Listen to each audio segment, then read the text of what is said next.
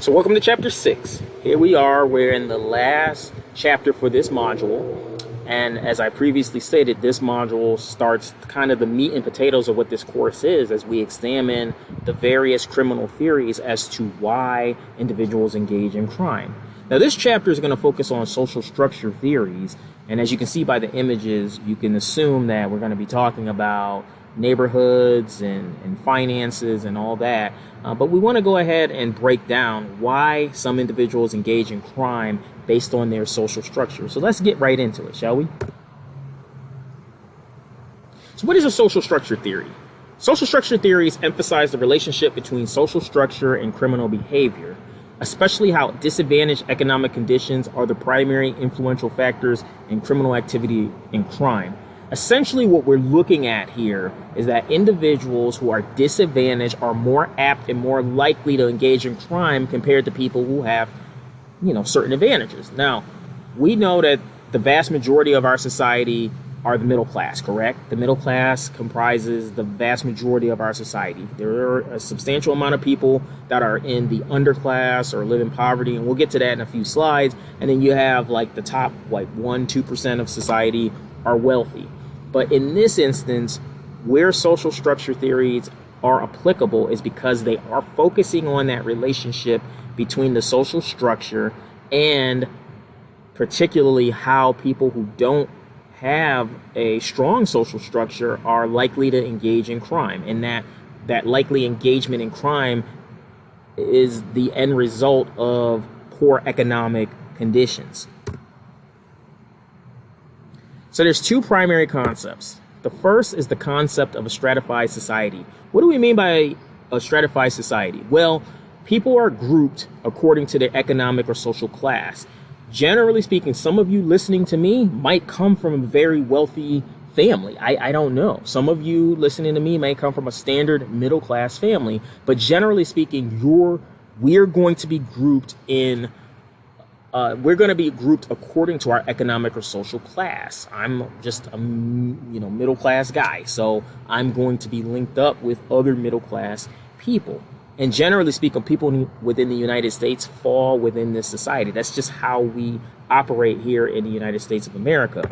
But then there's also this concept of social class. And so with social class, this is the segment of population whose members share similar economic level, attitudes, values, norms, and identifiable lifestyle. Now, you saw Jeff Bezos and Elon Musk, two of the wealthiest people in the entire world on the planet.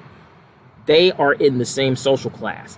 Elon Musk would not come walking into my house or walking down my neighborhood and saying, "Hey, how you doing?" It's just not going to happen, right? If I wanted to rub elbows with Elon Musk, maybe I can see him over at Mercedes-Benz Stadium. And even then, he's probably in a suite with Mr. Arthur Blank, the owner of the Atlanta Falcons, right? They are in the same social class because Mr. Blank is a billionaire. Elon Musk is a billionaire. Jeff Bezos is a billionaire. So generally speaking, people that have the same economic level, attitudes, values, and norms will fall into a social class. And as you can see, the top 1% of American households have an annual income of about $591,550 and about $13.7 million in assets. See, what it comes down to, folks, is it's not so much about the income, it's more about the assets, okay? What assets do you have? Do you have assets in stocks and in do you have a portfolio, and do you have a strong 401k and all these things? Like, I know that as younger students, you might be like, Professor Fields, I don't want to start thinking about that now, but you have to. Because before you know it, 20 years will pass, you'll be in your 40s, and you'll be like, holy smokes, what have I saved up for retirement? And then 30 years will pass, you'll be in your 50s, and then 40 years, and now it's time to retire. So understand that social class is primarily defined by the people who share similar economic levels, attitudes, values, and norms. Jeff Bezos, Elon Musk, Bill Gates, you name it, they're all in the same social class. On the flip side, and conversely, there's about 33 million Americans living in poverty. That means that for a family of 4, they make about $26,000 a year. So we certainly know and certainly can see that poverty is very real in this country, and this whole concept of a social class and a stratified society contribute to criminality from a social perspective. And again, we're going to get to this in just a moment. So this creates what's known as a problem of the lower class. This culture of poverty, which was introduced by Oscar Lewis in the 1960s, said that poverty is passed on from one generation to the next. Now, have you ever heard of a term or ever heard of a topic, generational poverty and generational wealth? Does this exist? See, think about your favorite athlete, right? If you are someone on here that likes sports, maybe you do, maybe you don't. You can name any athlete. I'm not going to name someone, but you can find some of your favorite athletes or some of your favorite teams. And yes, there are many athletes on those teams that their dad or their mom was a world-class athlete, or their dad may have played in the NBA or the NFL or whatever. So it's like, hey, that person, they were destined to follow in their father's footsteps. They had the physical attributes and they had the genetic attributes that existed as well, plus the wealth carried over. But on the same token, you get a lot of athletes that make it to the NFL, NBA, whatever, and they're the first person in their family that's creating generational wealth because they came from nothing, right? They came from nothing. And the same exists with poverty. Does poverty pass on from generation to generation?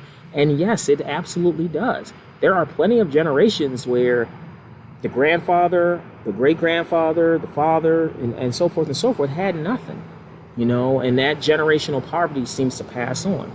When we look at these problems that exist within the lower class, there is a subsection of the lower class called the underclass, and this is the lowest tier in society. They have inadequate housing, poor medical care, they're underemployed, and they live in economic despair. And when we look at this underclass, we have to take into consideration that these individuals were going to find some way to come out on top. That some way and that factor that will try to contribute or help them come out on top is oftentimes crime. It's not right, but sometimes it is crime. So child poverty, if children live in poverty, they're less likely to achieve in school, more likely to drop out, more likely to suffer from health problems. Child poverty is a major issue in this country. Now, listen, we will talk about political crime and terrorism later in the semester. I prefaced the lecture by saying this is not an opportunity to espouse my political views. And let me repeat that. I don't care about that stuff. I don't do that stuff. I am a very much tried and true criminologist and student of the game. If you break the law, I don't care if you're black, if you're white, if you're rich or you're poor. I don't care if you're right or left. If you break the law, you suffer the consequences. And I say that with all due respect and humility. With that being said, when it comes to poverty, many have argued that child poverty in this country is a political issue because there were programs that existed about 3, 4, 5 years ago that were providing funds to parents for children, and parents from all walks of life. If they made under, I believe, $125,000 combined a year, they were receiving a government payout that was going to reduce childhood poverty. It was only about $500 a month, but it was still something. And do you know that one politician, among others, but one key politician was the holdout from continuing that program for a few more years? And people in that politician's constituency said this was beneficial to the people here in your state. Now, said politician no longer is in office, they retired, but still. So I say all that to say child poverty is a major issue when looking at economic structure. What about minority group poverty? Think about disparities in income, the perception that minorities have when it comes to the justice system, also the perception that minorities are going to be some of the lowest paid workers in our society. I mean, the data is there. The evidence is there. You do not need me to talk about how minorities are treated in this country, because I can talk about it from a perspective of being in law enforcement, having been in law enforcement, and still having data metrics from years and years ago where I broke down, because I was kind of that person too, the number of people that I dealt with from a criminological perspective who were one race, this race, that race, boy, girl, age, all that. And I can show you the data if you want that. Having said that, there is a strong perception of how community or how minorities are treated in society, especially when it comes to disparities in income. You know, a person of color, black or brown, will get a lot lower salary compared to other ethnicities, even though they may have the same skill set. It does exist, folks. Even if you don't want to believe it, it does exist. There is data to prove it, and data that in research that is conducted by people who have no interest at all other than to show that this is a problem.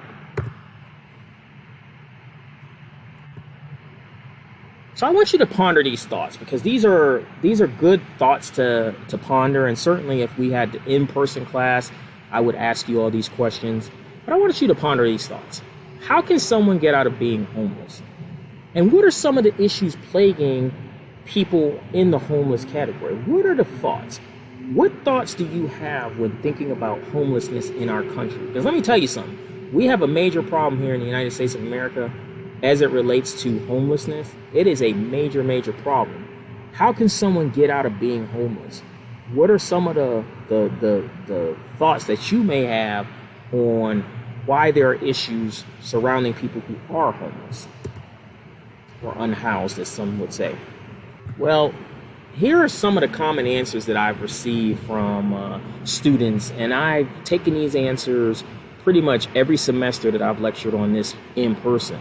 First of all, there's the need for better homeless shelters. Also, family shelters. I've had students say a homeless shelter will only take an individual, they don't take a whole family.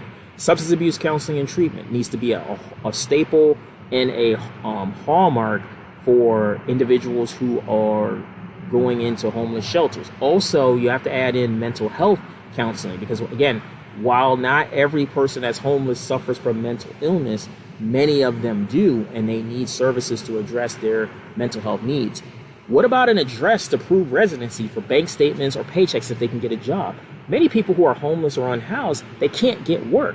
Why can't they get work? Because they have no address. They have nowhere to go. They have no house. They have no residence. So they need an address. Can they put down the homeless shelter as their address? Are they going to be able to stay at that homeless shelter for a certain period of time? How long is it going to take for them to get on their own 2 feet? There's a lot of questions and not a lot of answers. Speaking of which, what job is going to hire them? If you are unhoused and you can't bathe or you can't take a good, adequate, clean shower, what are you going to do? Who's going to hire? Are they going to get hired by McDonald's? Are they going to get hired by Wendy's or Burger King? Who's going to hire them? Are they going to be hired on a lawn or landscaping company? I mean, who's going to hire them? They have to have programs to help them get their license or ID. We're moving in a space right now in this country, if you didn't know, where you have to have a real ID to move around and travel, right? Now, if you have a driver's license, most states are already following real ID formats. However, if you are a student from another country and you're here on a visa and you're trying to get ID, you're probably going to have a hard time moving around in the country, or you're going to have to just drive everywhere, okay? So individuals who are unhoused or homeless, where are they going to get their IDs from? Who's going to help them get their ID? Programs such as free public transportation to get around, affordable housing. The cost of living is ridiculous. I said this in a different class, and I'm going to say it in this class, and I've said it anytime I've lectured on this class. The average price right now for a house is anywhere between $400,000 and $410,000. That's how much it costs to buy a house. Now, if you have cash or heavy capital, maybe you can buy your house outright and you own the deed to that house and you're just paying your taxes. But most people aren't walking around with nearly $500,000 sitting in the bank. So they have to take out a bank loan, right? A home loan, a mortgage. Well, the requirements are stringent to get that mortgage. And if you don't meet those qualifications, or you don't have 2, 3, 4 people stacked on a mortgage application and you're trying to do it alone, the likelihood of you getting a $400,000 house is almost slim to none. And then the need for better access to healthcare and mental health programs. So in looking at homelessness or being unhoused, it's very easy to see that people can end up falling into criminality and engaging in crime because of their circumstance. And that leads us into this, social structure theories. So at its core, social structure theories have a key theme. A person becomes a product of his or her environment. If we're looking at someone who is unhoused, someone who is homeless, generally speaking, you got to be a little rough. You got to be able to hold your own living on the streets, because the streets are rough. People always say all the time, it's rough out here in these streets. And I know we say it metaphorically, but it is rough out in the streets. Could you imagine you watching me on this video? You knew that later on, when the library closed up or wherever you were using the Wi-Fi to watch this video, you were going to have to sleep on a bench. You were going to have to sleep in a tent. Could you imagine that? Most of us would be like, I couldn't even imagine that, and neither could I. So people become a product of their environment, and we have three key theories that we're going to go over and what their premise is. Social disorganization theory, institutions of social control have broken down. We're going to dive into this. Strain theory, strain and economic disadvantage. I love this one because it really speaks to what we're dealing with today. And then lastly, the cultural deviance theory. What is the subculture, and what does that subculture say about crime? So social disorganization theory is defined as the theory which focuses on the breakdown in inner city neighborhoods and institutions, which include family, school, and employment. Individuals living in these communities cannot desist from antisocial behaviors or criminal activity. So what we're looking at with social disorganization theory is that there's a core breakdown within the community. And the people in that community, they can't desist. In other words, they cannot stop themselves from engaging in crime. There's nothing they can do. They are more apt and more likely to engage in criminal behavior because that's what everybody else is doing, right? That's why I say you become a product of your environment. Why is this one of my favorite theories? Why is this one of Professor Field's favorite theories?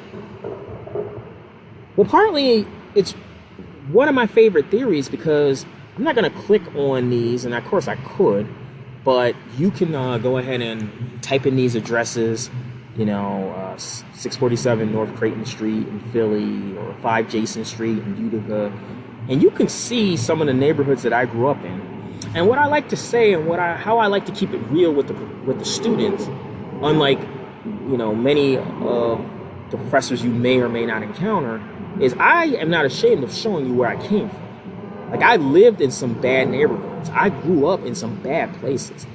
Being born in Philly, raised in New York, it wasn't we didn't live in a gated community. We didn't live in the Hamptons. We didn't live in an affluent area. Like, there was a lot of crime around us. And so with that being said, I love this theory because if I'm a product of my environment where I had drugs being sold around me, where my mom was caught up in the middle of a shootout, where people around me got shot and killed, where we had fires and a lot of heavy crime. If I'm a product of my environment, then how am I sitting in front of you? How are you listening to me as professor for the people? How am I able to educate you on my experiences working in the criminal justice system and sharing my knowledge being a criminology major / criminologist? How am I able to do that? That's one of the reasons why I love social disorganization theory, because to me, it's the one theory that resonates the most with me. And I say I'm living proof that not every theory has a given end. In fact, not every person that might be applicable to a theory is going to be just what that theory has argued. It's not the case. So I love that. I love this notion that you are the product of your environment, because I can say, no, you're not. No, you're not. Because you're looking at somebody who has worked in law enforcement, who has made a difference in countless lives. And I made it. I made it out of that. And I'm able to use my story as a means to motivate and encourage a new group of students. So within social disorganization theory, understand and recognize that the social ecology school is an interdisciplinary approach to the study of interdependent social and environmental problems that cause crimes. It looks at 5 factors, I believe. The first 2 are community disorder and community fear. Think of how with community disorder, crime rates are associated with community deterioration. I cannot stand in my neighborhood when I walk around and I see trash on the ground. I can't stand it. And I've talked to some of the dads in the neighborhood, like, hey, we got to police these kids. that they're not going to just throw trash on the ground, but I can't stand it. Now, when I see junk cars parked in, like I told you, like I said, with respect to crime, and a few lectures ago, I said there's a neighbor in the area that have, several junk cars just parked in. It just blows my mind that it's just an eyesore, and it's like nobody wants to do anything about it. And I hate to say I'm going to be that guy, but the junk cars are parked in their garages and in one part of the driveway, but it's like, just tow those cars, just get rid of those junk cars, but they've been sitting there for several years, and you got a broken down garage door that's just left up. In a place like Georgia, we get snakes, we get coyotes, we get all types of vermin. I wouldn't want my garage up to just let anything crawl in, but hey, that's me, right? So community disorder, when there's community deterioration, nobody cares about it, people are more likely to engage in crime and think it's okay. Community fear, neighborhoods where people help each other are less likely to fear crime or be afraid of becoming a crime victim. As fear increases, the quality of life deteriorates. Think about how fearful you might be or how scared you might be living in whatever community that you live in, right? If you're fearful, or if you live in fear, you're more likely and more apt to not want to go out. You're more likely to keep to yourself. You're more likely to not want to know who your neighbors are. And fear is based on that experience of living in a high crime rate or high crime area. If your area is full of heavy crime, then you're going to be fearful of you becoming a victim. Here's our other three. Siege mentality. People who live in neighborhoods that experience high levels of crime and civil disorder become suspicious and mistrusting. Do you look at the people and be like, what's that person up there? What's that person over there up to? Do you even know your neighbors, right? Wherever you live, back home, where your parents live, if you're a college student or whatever class you are, do you know your neighbors? Do your neighbors know you? Like, do you trust the people in the community? When we look at social disorganization theory, if there's high levels of crime, people absolutely become mistrusting because they don't trust anybody, right? Community change. Thinking about neighborhoods that started off one way over time and ended up another way. So gentrification, changing demographic. Some neighborhoods started off, maybe they were predominantly white, and then as time progressed, you have more minorities and people of color moving in. Did they keep up the appearance of the neighborhood? I know that might be controversial, but did they keep up the appearance of the neighborhood, or did the neighborhood deteriorate, right? And then lastly, poverty concentration. The most disadvantaged population remains in consolidated poverty-stricken areas. In other words, when we look at poverty concentration, you're going to find more people who don't make that much money, who don't have that many jobs, who are certainly at a disadvantage in terms of their finances. They're going to be generally in the same area. You know what we often call that in certain communities? The projects. We call that the projects. People who live in the projects don't make much money. Very rarely will you find someone in the projects that's making a healthy salary, because the people who live there can't afford to live anywhere else but there. So one of the theories that also plays into social disorganization theory is this theory called the broken windows theory. And broken windows theory suggests that visible signs of crime, antisocial behavior, and civil disorder create an urban environment that further encourages and promotes disorder. So just like we're talking about with social disorganization theory, we look at deterioration, we look at a breakdown in the community. Well, it's the same thing with broken windows theory, only that when there's significant visible signs of crime and antisocial behavior, people are going to be encouraged to promote the disorder. Now, I'm going to show you some houses in just a second, and I want you to ask yourself, what does it say about the neighborhood? When you look at these houses and you see these dilapidated houses, and again, I just randomly pulled these pictures from online, it tells me that the houses that are still operational and functioning in the neighborhood should be embarrassed. And the reason why I say they should be embarrassed, because if I was walking by a house that was like this, that was graffitied up, broken windows, absolutely run down, a significant sign of moral decay. Look at this house right here. Watch for children. That means that there are children in the neighborhood. I would say we need to get the city in here to condemn this house and tear this house down, and hopefully someone would be willing to build up a new house. But clearly, there's an indicator here that the people in this neighborhood are not concerned with the appearance of how it brings down the rest of the neighborhood. That's what's alarming here. And this is a strong, strong sign of broken windows theory.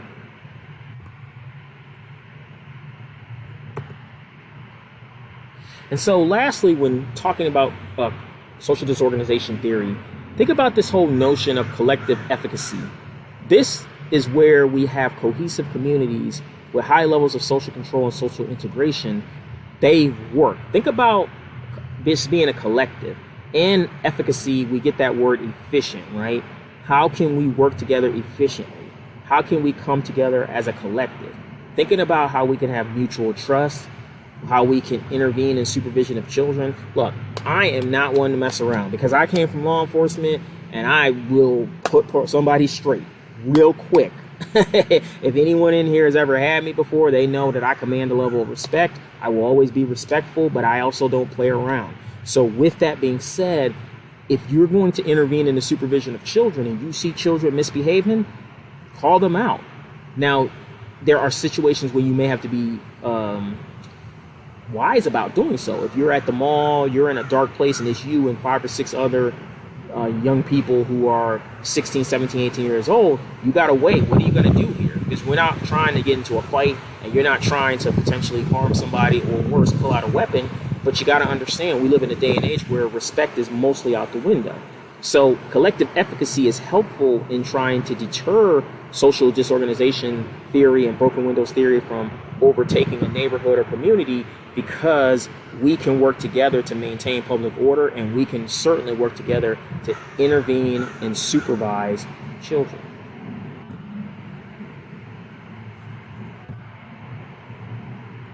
And I want you to think about these forms of forms of control: informal social control, institutional social control, and public social control. And when looking at these informal social control, think about just people policing themselves. Institutional social control, think about teachers and police officers, mentors. And then public social control, looking at people in the churches, people in other clubs, like if you go to Boys and Girls Club or any other agency like that, those would be forms of public social control. But what are the effects of collective efficacy? And the effects are, where their collective efficacy remains high, children are less likely to be involved with deviant peers and engage in problem behaviors. So simply put, if we come together and have a cohesive unit where we are trying to be efficient in how we're raising children, policing children, encouraging or discouraging broken windows and social disorganization theory, we're taking care of our communities, we're cleaning up, we're keeping our communities safe and clean and effective and efficient, then in that case, those children are less likely to be involved with deviant peers, and they're less likely to get in trouble. It's a win-win-win all around. All right, so let's talk about strain theories. Strain theory is defined by the notion that crime is viewed as a direct result of frustration and anger among lower socioeconomic classes. Now, strain theory suggests that crime occurs when members of the lower class experience anger and frustration over the inability to achieve success. One of the wonderful things about our country is that you can take someone from any neighborhood, any walk of life, and depending on what their skill is, they can achieve their own success. I mean, name a basketball player, right? Name a football player who grew up in a lower socioeconomic status, and now they've created generational wealth, right? So understand that when it comes to strain theory, we're talking about members of the lower class who are angry and frustrated because they don't have the same ability or they have what's seen as an inability to achieve success, right? So look right here. What do you think is causing strain right now in our society? And the answer is pretty simple. Inflation and high prices, or tariffs. Think about how several years ago, certainly when you all were a lot younger, probably right around COVID, stuff wasn't as expensive. Yeah, we had a shortage of toilet paper, a shortage of some goods, but stuff was not that expensive, right? Like, you could reasonably purchase things. Gas, I remember, and I wish I had a picture of this, but I remember I got gas one day and the gas was $1.39. And I was like, never would I have imagined in 2020 I would have been buying gas for $1.39. And I should have took a picture of it, but I didn't, but that's how it was. Now, cheap gas is about $2.69, $2.79, depending on where you're at. Some of you may be in other states where gas is much, much higher.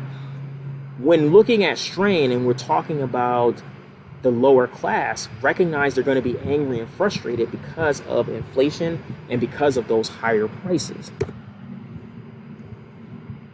Another strain theory that is applicable is the theory of anomie. And this is when the results of socially defined goals such as wealth and power are universally mandated, but access to legitimate means such as educational and job opportunities is prohibited by class and status. Now, one thing about theory of anomie is that in the United States of America, we all have the same equal and clean slate. Now, I don't want you to say, Professor Fields, it's controversial.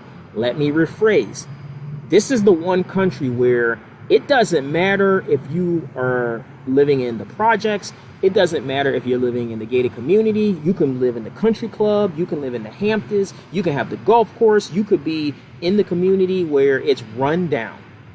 Every single person at the start of 5 years old can go to school for free and get an education. Now, what that child does with their educational experience from kindergarten to 12th grade is anyone's guess, including factors around them. We will get to those next week or the next chapter when we look at social process theory. But within this theory of anomie, one thing I will argue is that, yes, there is a universally mandated, almost access to success. However, when looking at educational and job opportunities, some would argue that is prohibited by class and status. So within this theory, social adaptations can be created and may result in any action based on the economic circumstance and frustration. Again, people feel like I'm not going to have the same opportunity or same ability, rather, to achieve success. Maybe not getting job opportunities. Maybe every time I go for an interview, I'm not going to get it because of whatever. Whereas the person that graduated from Yale or Princeton or an Ivy League school, they get the same opportunity. They get a better opportunity than me, who graduated from, let's say, a community college or a lesser known school. So social adaptations exist, including the following: conformity. Individuals embrace conventional social goals and have the means to attain them. Then we have innovation, when individuals accept goals of society but are unable to attain them through legitimate means, so they steal, sell drugs, or extort money. They say, you know what?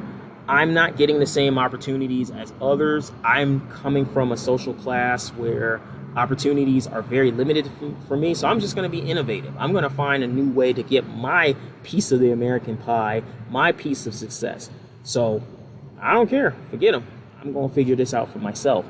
Ritualism, gaining pleasure from practicing traditional ceremonies, regardless of the purpose or goal. When we look at ritualism, we think about how, a person has traditional values that they should carry on. Maybe they came from a certain society or a certain group of people where there are traditional values that are in existence. But a person will gain pleasure from practicing those traditional values. So, for example, if you grew up in a lower economic or poor community, it may be okay to benefit from certain social programs, even though the person is desiring to make their life better. That would be an example of ritualism. Retreatism rejects both the goals and means of society. Their withdrawal, either mentally or physically. Think about, how do you want to escape, right? For some people, escaping is using drugs. For other people, escaping is hitting the bottle. For other people, escaping is engaging in promiscuous activity, right? But there's some level of retreatism. Some people, it's just like, hey, I'm just going to leave. I'm going to just drive away, and I'm going to go ahead and, I'll come back and I'll be back after I've just gotten away, right? But we all have a method of how to retreat. And then lastly, rebellion substitutes an alternative set of goals and desires, or a set of goals and means rather, for conventional ones, promotes radical changes. Rebellion means that society seems to reward injustice. Think about some people who are doing bad things in society and they never get caught. So you may say, well, you know what? If they don't get caught and they're living this high life, making millions, living a great life, why don't I just do the same thing too? Maybe I'll do it for a little bit and I won't get caught, But either way, that's where rebellion comes in. Now, a notable strain theory is the general strain theory. This is the view that multiple sources of strain interact with an individual's emotional traits and responses to produce criminality. When looking at the multiple sources of strain, generally speaking, if people are unable to achieve a measure of success, or they see that the expectations and achievements are unattainable, well, then they're going to have more negative stimuli. Because what happens when people say, what are you going to school for? You're going to rack up all this debt and you're going to walk away making $30,000 or $40,000 a year? What the heck are you doing that for? You don't have to go to school. Come with me and I'll show you a different way. And that different way could be selling drugs. It could be hustling. It could be stealing, whatever the case may be. But generally speaking, when having these multiple forms of strain due to a frustration or inability to achieve the same goals that mainstream society says you should get, some people will engage in this type of criminal behavior because they see this as, what is the point? I work hard, I try to be a good person, I try to live a good life, I try to help others, and I'm still getting nowhere. And then lastly, we look at cultural deviance theory. Remember, we had three key social structure theories: social disorganization theory, then we had strain theory, and cultural deviance theory. Cultural deviance theory actually combines the effects of social disorganization and strain, which results in a unique lower class culture that conflicts with conventional social norms. So generally, you have this member of the lower socioeconomic class, they create an independent subculture with its own set of rules and values. So think about how we all live in our mainstream society. We all have laws and rules we have to follow. However, when people live in poorer communities and they live in neighborhoods that are socially disadvantaged, like I was sharing with some of the neighborhoods and communities that I grew up in, and then you have strain where the people there are not going to achieve widespread success. They may be struggling financially. They may not be able to make ends meet, and they just feel like they're never going to get ahead no matter what they do. Well, now they're creating their own independent subculture with their own set of rules and their own values, and this is called cultural deviance theory. They're deviating, right? Deviant. They're deviating from the mainstream culture, and their subcultural norms clash with conventional values. So some focal concerns that exist include the promotion of illegal or violent behavior. Think about how individuals who want to be in this subculture have to display a toughness, a prowess to fight. You often settle things with your fists and not your words. They exhibit street smarts. In other words, being able to understand the streets, whether that's doing drugs or dealing drugs or hustling or coming up with scams and schemes, but they are very street smart. And then lastly, excitement. Whether it's drinking, gambling, or drug use, they may find themselves engaged in exciting behavior because for them, the excitement leads to, hey, this is outside of mainstream society and mainstream culture, but I'm going to utilize this excitement simply because of the fact that I don't care. I want an escape. I want to retreat. So I don't care. Now, with cultural transmission, This is the process whereby values, beliefs, and traditions are handed down from one generation to the next. The reason why I put this in here before I move on is because if a person is already having this attitude, feeling, and belief under cultural deviance theory, what are they going to do if they have kids? What are they going to do if they have kids? They're going to go ahead and pass those beliefs and those attitudes and those values down to their children. And the children will grow up believing that as well. So now the children are already at a young age believing mainstream society does not work for my parents. It doesn't work for me because my parents taught me so. So I'm just going to go ahead and I'm going to continue to live in this culturally deviant society because this is what we know and this is what we have experienced. And so lastly, this theory of differential opportunity holds that people in all strata of society share the same success goals. However, those in lower socioeconomic class have limited means of achieving them. When looking at this theory of differential opportunity, think about how we all want to be successful. I don't know anybody out there, none of my former students, none of the people walking around here, none of the people I've ever encountered that do not want to be successful. However, when you're in a lower socioeconomic class and lower socioeconomic standing, you don't have the same means of achieving them. See, the wealthy and the elite, they get bailouts, right? They get bailouts. And I've said this in class. You know, banks get bailed out, auto industries get bailed out, wealthy people get bailed out. Lower class, people who are middle class, people who are just kind of getting by, they don't get bailouts. They don't get anything. Because you know why? Because to them, it's a handout. Think about it. To the people who are in a lower socioeconomic class or middle class or just kind of scraping by, no, it's a handout. We don't believe in a handout. We're not giving you a handout. But to the wealthy, to the elite, to the banks, to the auto industries, to all these people that are billionaires and make so much money or millionaires or whatever the case may be, no, it's a bailout. So we can give a bailout, but we can't give a handout. That's one of the reasons why people in the lower socioeconomic class say that we want success, but we don't have the same means of achieving that success. And what does that do? It ultimately leads them to practicing cultural deviance theory, where the only means for our success is by engaging in crime and criminality. So to sum this all up, understand that with social structure theory and public policy, one way to address and improve social structure theory is to try to improve community structure. In fact, there's such a thing called a CID, a community improvement district. You know, they also have CDDs as well, community development districts. But generally speaking, when looking at communities, understand that if you can fix up slum housing, like what I showed you all when looking at broken windows theory, tear down those slum houses. Tear those houses down. Fix up the communities. Like I said, I'm a stickler for trash on the ground.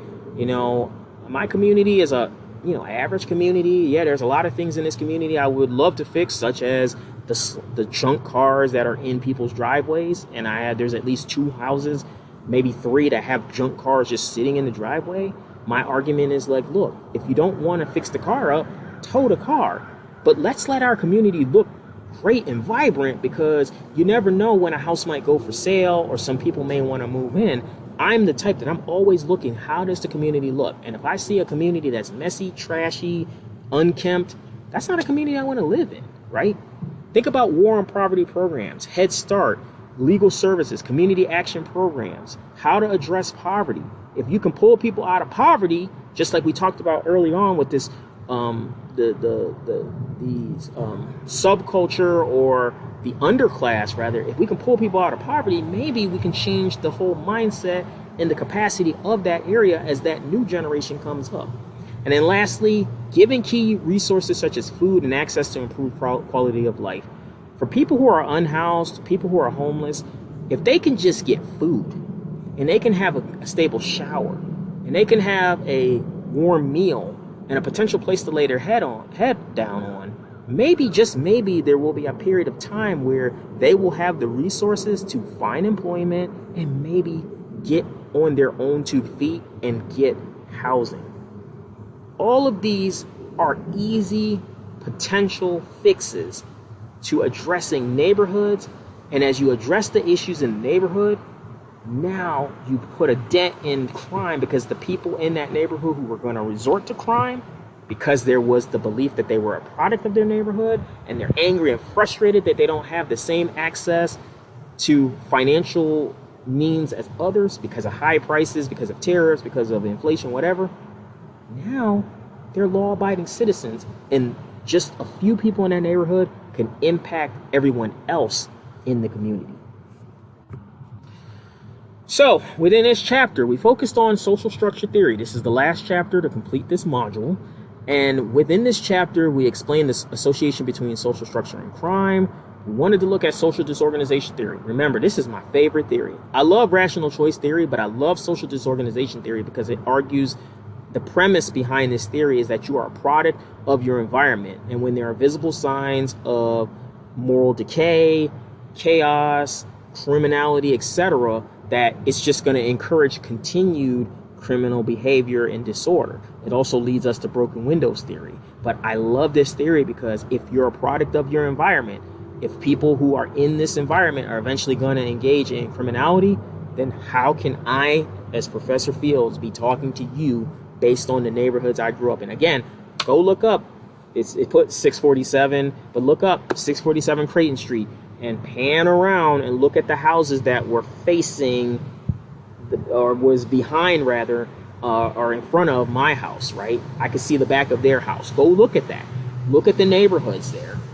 Look at 3 Jason Street, where I lived at in upstate New York, in Utica, New York. Look at those neighborhoods and see. And then you ask yourself, how could this man, if social disorganization theory was true, and he talked about drugs in the neighborhood, and he talked about shootouts, and he talked about fires and criminality, how could he make it? Because you don't have to be a product of your environment. Just like I said in rational choice theory, crime is very much offender specific. You yourself can make the decision whether or not you are going to persevere or fall victim of the crime in your community. So I want to thank you again for tuning in and listening. Again, be sure to share, be sure to like, be sure to subscribe. And if you're just a student in the class, just hopefully you've taken some good notes and get something out of it. And you might have a friend you might want to share some of these lectures with, even if you want to share them with your family or friends. But I hope you took something away from this chapter looking at social disorganization theory. So take care. I'll see you next time.